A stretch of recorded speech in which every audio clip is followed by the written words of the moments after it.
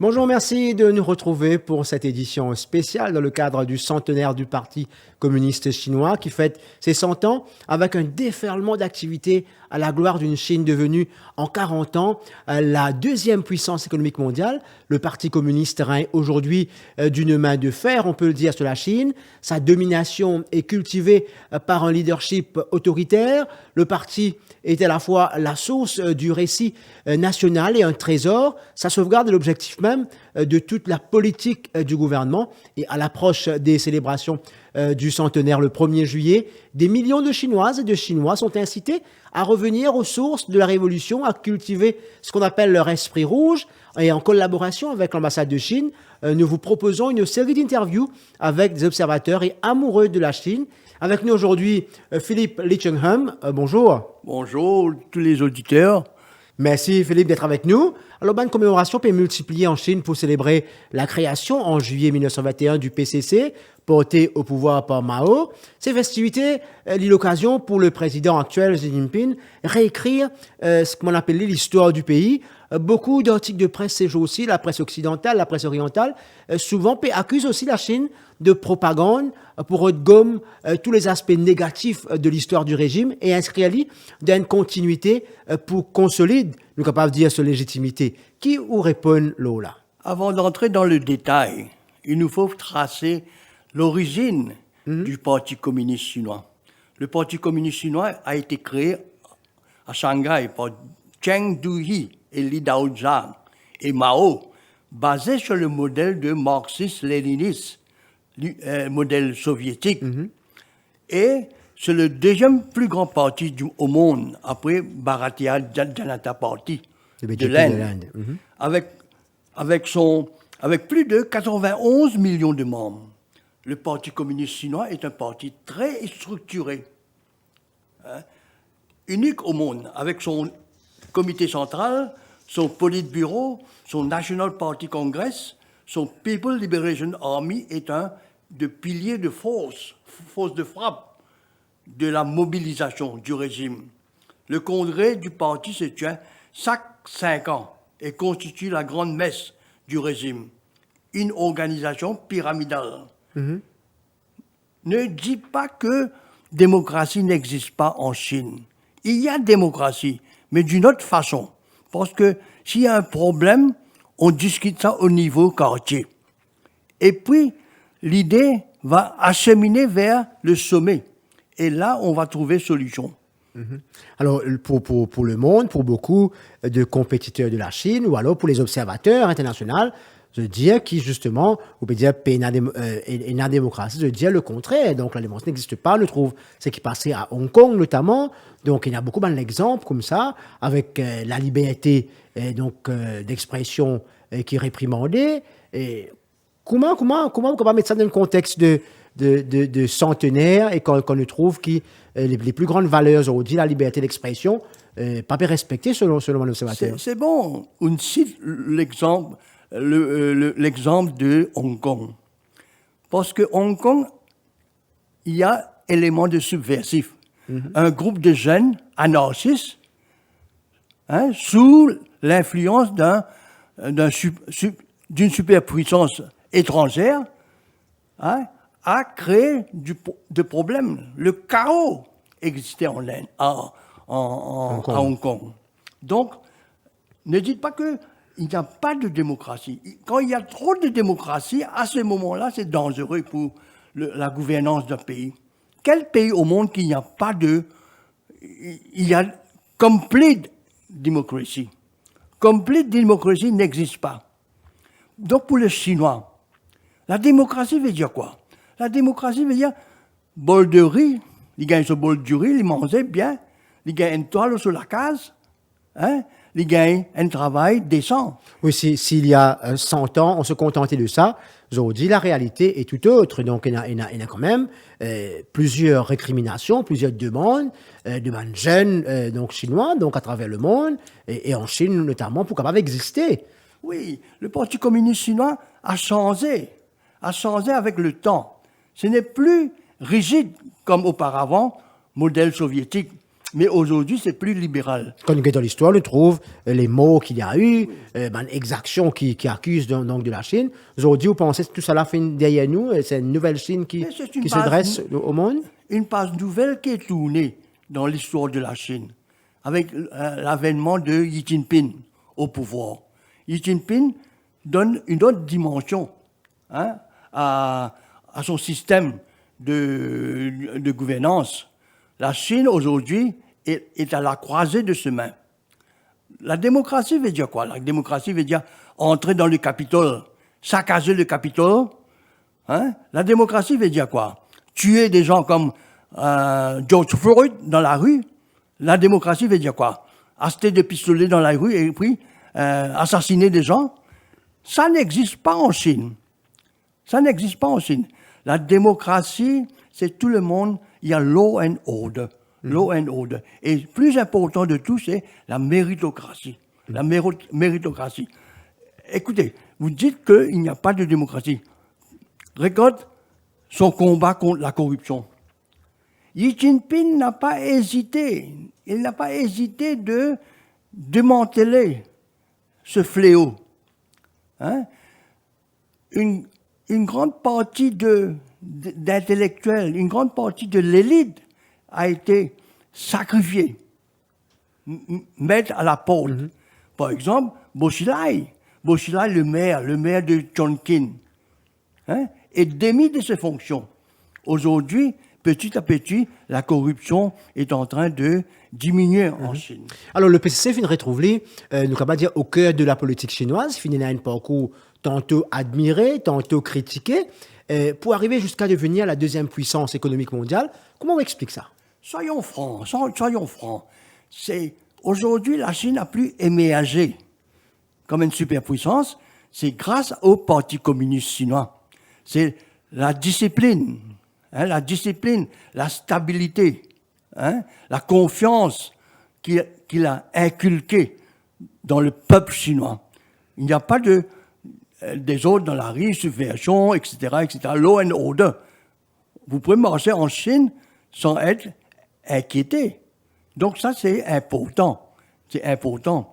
Discipline, stabilité et résilience. C'est le Parti communiste chinois. Aujourd'hui, la Chine a connu tant de succès, c'est grâce à l'omniprésence du Parti communiste chinois. Le Parti communiste chinois est présent à tous les niveaux pour faire les gens vivre bien. Alors, justement, vous disiez que le Parti communiste chinois est omniprésent dans le pays, et nous trouve ce style, l'Union soviétique fin désintégrée. Comment expliquer que le PCC fin resté?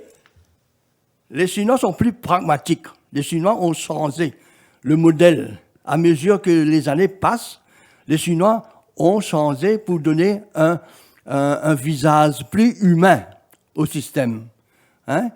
Pour devenir un système plus chinois, plus approprié au contexte chinois. Aujourd'hui, peut-être, la Chine peut changer l'image sur le plan international, parce qu'il quand même, il est positionné donc, pour une peut-être première puissance économique mondiale. Et donc, est-ce que justement, c'est pas ça même qui, l'observateur appelle la propagande pour faire oublier les inepties du passé, pour faire oublier le passé sanglant et que le passé rouge, nous, qu'on pas dire, de la Chine? Un paradoxe nous saute aux yeux. Un parti communiste chinois, le système est communiste, mais son économie est libérale et capitaliste. N'oublions pas. Ça, c'est paradoxe. Les gens, les observateurs n'arrivent pas à comprendre comment la Chine peut adapter ce système-là au pays. Ouais. Alors, justement, la Chine peut profiter de sa bonne dynamique-là. Nous, on va dire, pour qu'il y démarre une nouvelle période quinquennale qui peut dédier donc à la mise en œuvre du 14e plan quinquennal 2021-2025. Qui ça dit pour ça plan quinquennal-là?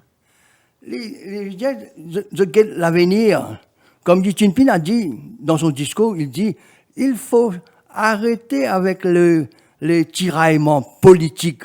Il faut arrêter avec les campagnes les campagnes mensongères, infectes de l'Ouest. L'Occident invente toutes sortes d'histoires pour déstabiliser la Chine. L'Occident veut la Chine subir le même sort que l'Union soviétique, ou soit le pays du Balkan. Vous dites que la Chine n'est pas démocratique, ne respecte pas les droits humains. Les droits humains. Mais les gens sont heureux. Les Chinois n'est pas intéressés du concept de démocratie. Pour lui, la démocratie, c'est vivre bien, vivre paisiblement dans son pays. Même si à côté, il y a quand même des personnes qui sont quand même mises à l'écart, torturées, etc. Non, torturées, attention. Torturées, ça, c'est une invention. Moi, j'ai visité Xinjiang. J'ai vu de mes propres yeux Ouïghours, le peuple ouïghour, les musulmans chinois, comment ils sont traités, comment ils sont privilégiés. Par curiosité, j'ai visité Xinjiang. Comme amoureux, comme passionné de l'histoire, je suis allé à Xinjiang. Et j'ai visité Kashgar, j'ai visité Urumqi. Il n'y a pas de... C'est une campagne de l'Occident, selon vous? Définitivement, c'est une campagne orchestrée par l'Occident. Ce sont des Mais il y a quand même des reportages qui ont été tournés sur place, il y a des témoignages des personnes vivant sur place dans les médias. Il y a des gens qui ont prouvé que ce sont des fake news manipulées. Vous parlez de Tiananmen. Si Deng Xiaoping n'avait pas pris cette décision-là, la Chine aurait été désintégrée. La Chine aurait été démantelée comme l'Union soviétique. Aujourd'hui, la Chine va se réduire en morceaux. Alors, pour la première fois, ce plan quinquennal, il n'a pas fixé un objectif. Les mêmes faire que le PIB vienne seconder par rapport à la vie, au bonheur, au respect des normes. Comment on explique le fait qu'aujourd'hui, le PIB n'est plus la priorité? Oui, la Chine, son programme est programme adaptation. Pour prôner la stabilité, avant tout. La Chine veut sortir de cette campagne mensongère de l'Occident. Donc, il y a aussi l'écologie. Donc, on sait que la Chine est accusée d'être pollueur. Oui. Donc, ce plan quinquennal vient dire que la Chine, pour prendre en considération l'écologie... Donc, mais il a pris des dispositions pour réduire la gaz à effet de pollution. serre. Ouais. Il a pris des dispositions nécessaires. Tandis que l'Amérique ne veut pas signer ce traité-là. La Chine va essayer anti-pollution. Donc, c'est une manière de se démarquer aussi de l'Amérique? Naturellement. L'Amérique et la Chine sont deux pôles différents. La conception, c'est différent. La différence entre l'Amérique et la Chine n'a jamais tiré un coup de fusil dans un pays étranger. Regardez Syrie, regardez l'Irak, regardez le Moyen-Orient, regardez Nicaragua, regardez l'Afrique. Qu'est-ce qu'ils ont fait? La Chine, c'est win-win situation. Il est venu en Afrique, par exemple, il bâtit de ponts, de passerelles pour le bien-être des Africains. Et les Européens, qu'est-ce qu'ils ont fait en Afrique? Regardez la Tunisie, le Maroc, regardez l'Algérie, regardez l'Inde. Ils ont saigné ce pays à blanc pour jouir ses richesses. La Chine, non. La Chine veut développer. La Chine tend ses mains vers l'avenir. Alors justement, tendre ses mains vers l'avenir, est-ce que tendre aussi vers ses ennemis, entre guillemets, l'Amérique, parce qu'il y a eu un changement, il n'y a plus Trump, qui était quand même un fervent contestataire de la Chine. Aujourd'hui, il y a Biden. Est-ce que dans le plan international, sur le plan international, ça risque d'être meilleur? Je disais à mon beau-frère, Anselme de La Réunion, je dis que Biden sera le même, parce que ses conseillers politiques sont toujours là. Ses vested interests sont toujours là. Vous pourrez avoir le changement de président, mais le système reste.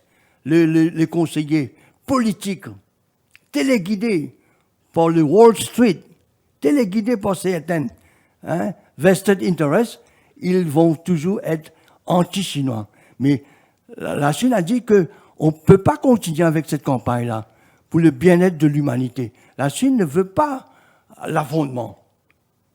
Vous avez vu l'histoire de l'Amérique, hein? L'Amérique n'a jamais passé quelques années de paix. La plupart du temps, il veut créer du désordre.